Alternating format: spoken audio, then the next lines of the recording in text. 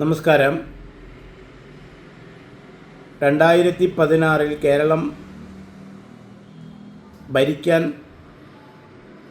മഹാഭൂരിപക്ഷം കിട്ടിയ LDF സർക്കാർ പിണറായി വിജയനെ മുഖ്യമന്ത്രിയാക്കി. അന്ന് ഭരണത്തിൽ കയറുമ്പോൾ 1 ലക്ഷം കോടിയാണ് കേരളത്തിൻ്റെ പൊതുകടം. 10 വർഷം ഭരിച്ച് ആ സ്ഥാനത്ത് നിന്നും ജനങ്ങൾ വലിച്ചിറക്കുമ്പോൾ അത് 5 ലക്ഷം കോടി കടമാക്കിയിട്ടാണ് ഇറങ്ങിപ്പോകുന്നത്. സത്യത്തിൽ കേരളത്തിൻ്റെ വികസനത്തിൽ എന്തു ചെയ്തു എന്ന് ചോദിച്ചാൽ ഒന്നും ചെയ്തിട്ടില്ല, കടം വാങ്ങി വിലസി എന്ന് മാത്രം ഉത്തരം പറയേണ്ടി വരും. പുരോഗമനമായ വരുമാനം കൂട്ടുന്ന സംസ്ഥാനത്തിൻ്റെ പുരോഗതിക്കുള്ള എന്തെങ്കിലും ചെയ്തോ ചോദിച്ചാൽ ഒന്നും ചെയ്തിട്ടില്ല. കലാപപരമായി സംസാരിച്ച് 2016 ഒരു ന്യൂനപക്ഷ വിഭാഗത്തിൻ്റെ പ്രത്യേക വിഭാഗം ആൾക്കാരുടെ വോട്ട് കൂട്ടമായി പിടിച്ച്, അത് കോൺഗ്രസ്സുകാരായ ആ ന്യൂനപക്ഷത്തിൻ്റെ ആൾക്കാർ വരെ അന്ന് LDFന് വോട്ട് ചെയ്തത് കൊണ്ടാണ് ആ മഹാഭൂരിപക്ഷം കിട്ടിയത്. അതിൻ്റെ റിപ്പീറ്റേഷനാണ് ഇപ്പോൾ തിരിച്ച് UDFന് തന്നെ ആ കമ്മ്യൂണിസ്റ്റിലുള്ള ന്യൂനപക്ഷക്കാരും ഇപ്പോൾ തിരിച്ച് വോട്ട് ചെയ്തു. അതേ മഹാഭൂരിപക്ഷം ഇപ്പോൾ സതീശനും കിട്ടി. സതീശൻ്റെ 100 ദിവസം ഇപ്പോൾ കഴിയുകയാണ്. അത് കഴിയുമ്പോൾ LDFൻ്റെ ഒരു നേതാവ്, അതായത് പേരെന്നെ പറയാം, ബ്രിട്ടാസിൻ്റെ ഒരു സോഷ്യൽ മീഡിയ പോസ്റ്റ് കണ്ടപ്പോഴാണ് ഞാനിത് ഒന്ന് പറയാതിരിക്കാൻ പറ്റില്ലല്ലോ എന്ന് എനിക്ക് തോന്നിയത്.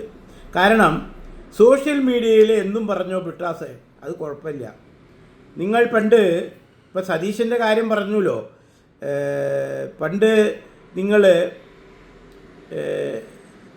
കൈരളിയിൽ നിന്ന് ഇറങ്ങിപ്പോന്നിട്ട് നിങ്ങൾ ഏഷ്യാനെറ്റിൽ ജോലി ചെയ്തു, ഓർക്കുന്നുണ്ടല്ലോ. അപ്പോൾ അതാദ്യം ഞാൻ ഓർമ്മപ്പെടുത്തിക്കൊണ്ടാണ് ഇത് പറയുന്നത്. കാരണം നിങ്ങൾ പറഞ്ഞു ഇപ്പോൾ സതീശൻ വന്നപ്പോൾ സംഘപരിവാർ ആൾക്കാർ, കേരളത്തിലെ സംഘപരിവാർ ആൾക്കാർ, ഇതെന്ത് ലേബലാണെന്ന് എനിക്ക് മനസ്സിലായില്ല. അതൊന്ന് ബ്രിട്ടാസ് വിവരിച്ച് തന്നാൽ നന്നായി. കാരണം ചിലപ്പോൾ അടുത്ത മാസമോ അടുത്ത കൊല്ലോ ഈ പറയുന്ന BJPയിലേക്ക് കയറിക്കൂടാനുള്ള ആൾ തന്നെയാണ് ബ്രിട്ടാസും, ഒരു സംശയവും വേണ്ട. ഇപ്പോൾ ഒക്കെ പറയുമല്ല എന്നൊക്കെ. കാരണം അതിന് ഉദാഹരണം പറഞ്ഞാൽ ബംഗാളിലെ മിക്ക കമ്മ്യൂണിസ്റ്റ് CPMകാരും ഇന്ന് BJPയിലാണ്. അത് തന്നെയാണ് ത്രിപുരയിലെ അവസ്ഥ. അത് തന്നെയാണ് ഭാവിയിൽ കേരളത്തിലും ഉണ്ടാകാൻ പോകുന്ന അവസ്ഥ. അപ്പോൾ കുറച്ച് ആൾക്കാരെ ജോലിക്കെടുക്കുമ്പോൾ അത് സംഘപരിവാറാണ്, RSS എന്ന് നിങ്ങൾ ലേബൽ അടിച്ചിട്ട് അങ്ങോട്ടും ഇങ്ങോട്ടും ഈ കുറ്റം പറയുന്ന ഈ പരിപാടി ഉണ്ടല്ലോ, അത് ആദ്യം നിർത്തുക. ഇവിടെ കേരളത്തിൽ വളർന്നു വരാൻ പോകുന്നൊരു പാർട്ടിയാണ് BJP. ഇവിടെ മത്തൻ്റെ വിത്ത് മണ്ണിലിട്ട് മുളപ്പിച്ചെടുത്ത് ഇവിടെ ആൾക്കാരെ ഉണ്ടാക്കാൻ പറ്റില്ലല്ലോ. ഇവിടെയുള്ള ആൾക്കാർ പാർട്ടി മാറുമ്പോഴാണ് BJP വളരുക. അതിന് യാതൊരു സംശയവും വേണ്ട. ആകെ 3.5 കോടി ജനമേ ഉള്ളൂ. അതിൽ 2 പ്രഗത്ഭ മുന്നണികളാണ് UDFും LDFും. അപ്പോൾ അതിൽ സ്ഥാനം കിട്ടാതെയോ അല്ലെങ്കിൽ പിണക്കങ്ങൾ പല കാരണങ്ങൾ കൊണ്ട് ആദർശത്തിൻ്റെ പേരിൽ വരുന്നത് വളരെ വിരളമായ ആൾക്കാരേ ഉള്ളൂ. അപ്പോൾ അത് BJPയിലേക്ക് എത്തും. BJPക്ക് വന്ന അവൻ സംഘപരിവാറായി, അവൻ RSS ആയി.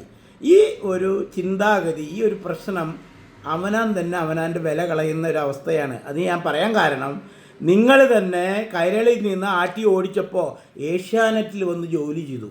എന്ത് ആദർശമാണ് നിങ്ങൾക്ക് അപ്പോൾ ഉള്ളത്? കൈരളി ഏഷ്യാനെറ്റ് ഒരുപോലെയാണോ? അപ്പോൾ നിങ്ങൾക്ക് നിങ്ങളുടെ ഒരു അനുഭവമായി പറയണത്. ഇനി പാർട്ടി മാറുമ്പോൾ അടുത്ത അനുഭവം പറയാം. നിങ്ങൾ ഓർക്കണം, മാതാമൃതാനന്ദമയെക്കുറിച്ച് വൃത്തികേട് സീരിയസ് ആയിട്ട് കൈരളിയിൽ അവതരിപ്പിച്ച മഹാകേമനാണ്. ഇല്ലാത്ത കഥ, ഉള്ള കഥ, ഫ്രാങ്കോ അച്ഛൻ്റെ അഭയ.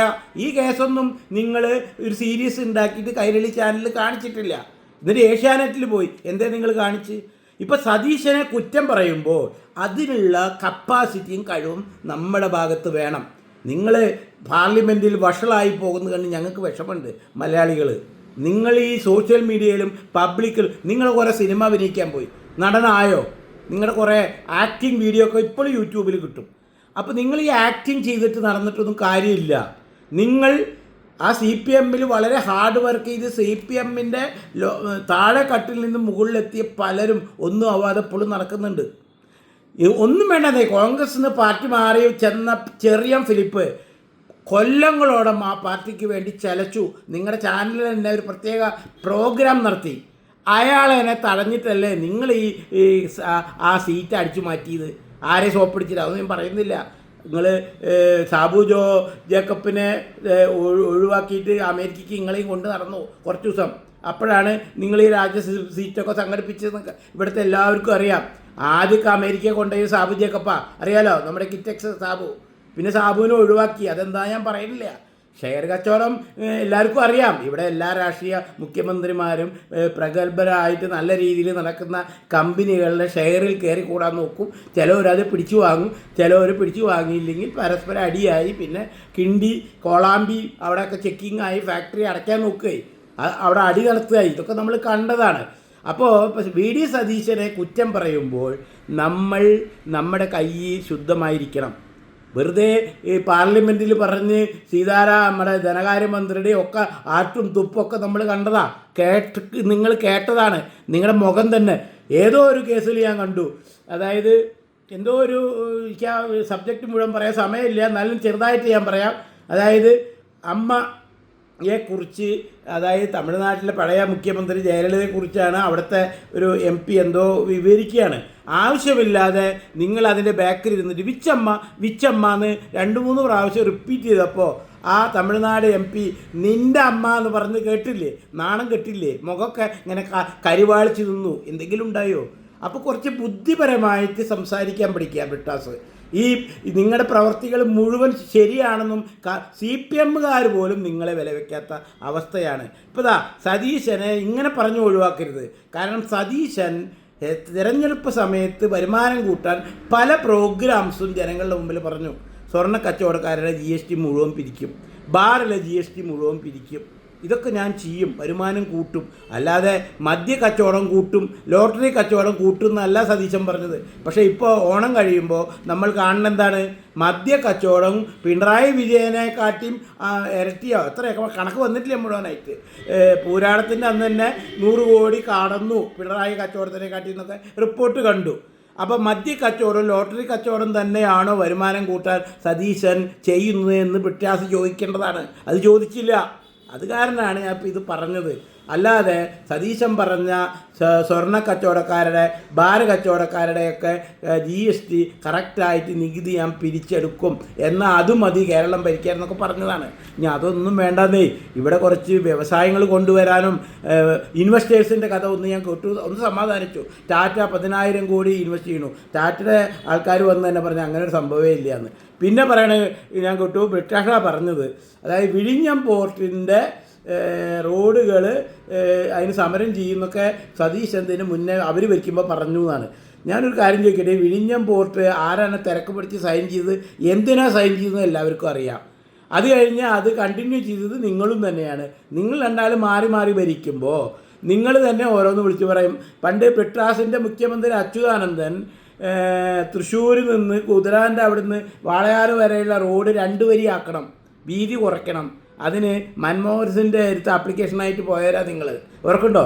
എന്നിട്ട് മൻമോഹൻ സിംഗ് ചിരിക്കാത്ത മനുഷ്യനെ ചിരിച്ചു. കാരണം റോഡ് വീതി കുറയ്ക്കാൻ ആപ്ലിക്കേഷനായി ചെന്ന ഒരു സംസ്ഥാനമാണ് കേരളം. ഇപ്പം എന്താ അവസ്ഥ?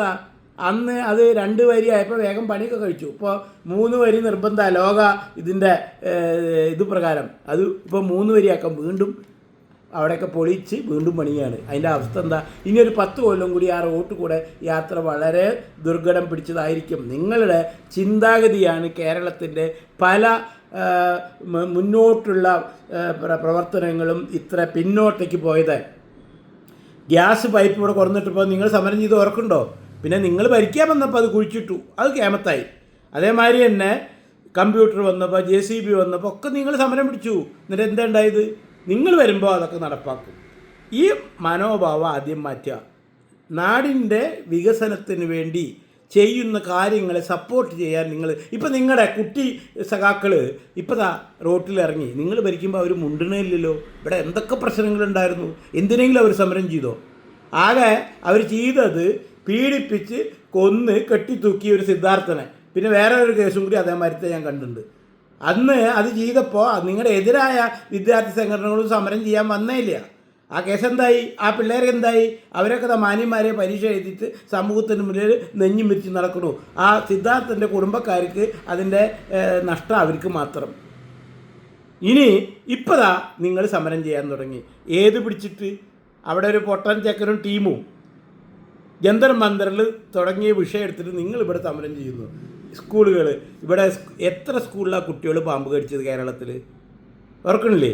കിഫ്ബി ഉപയോഗിച്ച് പണിത എത്ര ബിൽഡിങ്ങുകളാണ് ഇടിഞ്ഞ് വീണത്? എവിടെ പോയി നിങ്ങളുടെ വിദ്യാർത്ഥി സംഘടന? എവിടെ പോയി സമരം ചെയ്യാതെ മുണ്ടാണ്ടിരിക്കുന്നത്? അപ്പോൾ വെറുതെ ഒരാളെ കുറ്റം പറഞ്ഞിട്ട് കാര്യമില്ല, പേരെടുക്കാൻ വായ തുറന്നിട്ട് കാര്യമില്ല. പറയുന്നത് ശരിക്ക് നാട്ടിൽ നടപ്പാക്കാൻ പറ്റുന്ന തരത്തിൽ പ്രവർത്തിച്ച് കാണിക്കാൻ പറ്റുമെങ്കിൽ മാത്രം നമ്മുടെ വായയിൽ നിന്ന് ഉരുവിടുക. അല്ലാതെ ഷോ കാണിച്ചിട്ട് ഈ നാട് ഭരിച്ചിട്ട് കാര്യമില്ല. അത് സതീശനായാലും പിണറായി ആയാലും ബിട്ടാസ് ആയാലും ആരായാലും.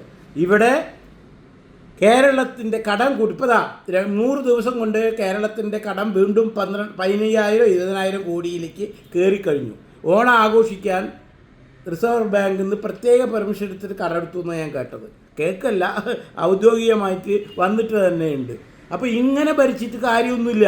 കടം വാങ്ങി എല്ലാം ഞാൻ കൊടുത്തു. എന്താ അതിൽ കാര്യം? ഞാൻ ഒരു ചെറിയ കാര്യം പറഞ്ഞുതരാം. കരുണാകരൻ്റെ ഭരണകാലത്ത് ക്ലിഫ് ഹൗസിൽ സ്വിമ്മിംഗ് പൂള് പണിതു. പിന്നെ കരുണാകരൻ പോയപ്പോൾ അത് സ്വിമ്മിംഗ് പൂൾ അറിയാലോ, ശരിക്കും മെയിൻറ്റെയിൻ ചെയ്തില്ലേ ആകെ അത് നശിച്ച് കിടക്കും. പിന്നീട് അത് വന്ന ഒരു മുഖ്യമന്ത്രിമാരും അത് ശ്രദ്ധിച്ചേ ഇല്ല. അപ്പോഴാണ് അത് കാട് പിടിച്ച് കിടന്നത്. പിന്നെ പിണറായി വിജയൻ വന്നപ്പോൾ അത് ഒരു അന്താരാഷ്ട്ര 5 സ്റ്റാർ സ്റ്റൈലിലേക്ക് അത് മാറ്റി, സ്പെഷ്യൽ ഫണ്ടൊക്കെ അനുവദിച്ചിട്ട്. എനിക്ക് അതിൽ പിണറായി വിജയൻ സ്വിമ്മിംഗ് പൂളിൽ കൂപ്പിട്ട് പോകണ ഒരു വീഡിയോ ഒന്നും പുറത്ത് വന്നില്ല, വീട്ടുകാരുടെ ഒന്നും. ആ സ്വിമ്മിംഗ് പൂൾ എന്തിനാണ് അവിടെ പണിയുന്നത്? തൊഴുത്ത് പണിതു, മറ്റേ പശുക്കളെ കൊടുന്നിട്ട്, കാസർഗോട്ട് കുള്ളന്മാരെ കൊടുന്നിട്ട്. ഇതൊക്കെ എന്തിനാണ്? ജനത്തിൻ്റെ പൈസ അല്ലേ? നിങ്ങളാരെങ്കിലും തറവാട്ടിൽ നിന്ന് കൊണ്ടുവന്ന് ഉണ്ടാക്കുന്ന പൈസയാണോ? ഇവിടെ ഞാൻ അതൊന്നും പറയുന്നില്ല, കാരണം ജയിച്ചു കഴിഞ്ഞാൽ ഓക്കെ MLA ഫണ്ട് ഉപയോഗിച്ച് മാക്സിമം എഴുതിക്കുക. ഈ പേഴ്സൻ്റെ പേരെന്തിനാണ് എഴുതിക്കുന്നത്? എനിക്ക് മനസ്സിലായില്ല. ആ ഓരോ ഭാഗത്തെ MP MLAയുടെയും പേരെഴുതി വെച്ചുകൊണ്ടാണ് അവൻ്റെ തറവാട്ടിൽ നിന്ന് കൊണ്ടുവന്ന് പണിതമാരിയാണ് ആ ബോർഡ് എഴുതി വെച്ചിരിക്കുന്നത്. ഇതൊക്കെ കുറച്ച് സിസ്റ്റമാറ്റിക് ആക്കാനുണ്ട്. എന്നാലാണ് നിങ്ങൾ ഈ പറയുന്ന അങ്ങോട്ടും ഇങ്ങോട്ടും കുറ്റം പറഞ്ഞ് നടക്കുന്നത് നിർത്തുക. ഒരാളെയും കുറ്റം പറയേണ്ട, അതിനുള്ള കപ്പാസിറ്റി ഇല്ലാന്നേ. ഈ കേരളം ഈ ലെവലിലേക്ക് എത്തിച്ചത് നിങ്ങൾ 2 പേരുമാണ്. ഇപ്പതാ നിങ്ങളെ കുറ്റം പറഞ്ഞ് ഇവിടുത്തെ ന്യൂനപക്ഷത്തിൻ്റെ കൂട്ടമായ വോട്ട് പിടിച്ച് ഈ സീറ്റ് പിടിച്ചു. ഇതന്നെ 2016 ഇവിടെ ഉണ്ടായത്. അന്ന് ഈ വോട്ട് ചെയ്തവരൊക്കെ പിണറായി വിജയന് വോട്ട് ചെയ്തു എന്ന് മാത്രം. ഇവരിങ്ങനെ അങ്ങോട്ടും ഇങ്ങോട്ടും മാറി ചെയ്യുമ്പോൾ അവർ ഭരണത്തിൽ വരും. അവർ ആ ഭരണത്തിൽ കയറിയ സമയത്ത് അവരുടെ കാര്യം നടത്തിക്കാൻ മാക്സിമം നോക്കും. എന്തായാലും ഒരു അത്ഭുതം.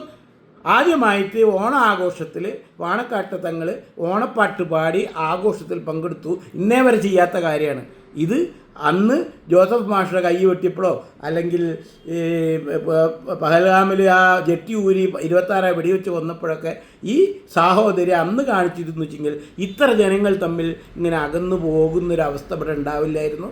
എന്തൊക്കെയായാലും ബിട്ടാസ് ഒരു അഭിപ്രായം പറയുമ്പോൾ ഇവർ ചെയ്യുന്ന സത്യങ്ങൾ വിളിച്ച് പറയുക, അല്ലാതെ ഒരു വാക്ക് പറയുക. കടം വാങ്ങി ഭരിച്ച് കാണിക്കലല്ല കഴിവ്. സംസ്ഥാനത്തിൻ്റെ വരുമാനം കൂട്ടാനുള്ള പദ്ധതികൾ കൊണ്ടൊന്ന് കാണിക്കലാണ്. അല്ലെങ്കിൽ ഇവിടെ ആ പൈസ പിരിക്കുന്ന ആ പ്രസംഗിച്ച കാര്യങ്ങൾ നടപ്പാക്കി കാണിക്കുന്നതാണ് ഭരണം എന്ന് ബിട്ടാസ് പറഞ്ഞിരുന്നുവെങ്കിൽ ബിട്ടാസിന് ഒന്നും കൂടി പ്രശംസനീയമായി നടക്കാമായിരുന്നു.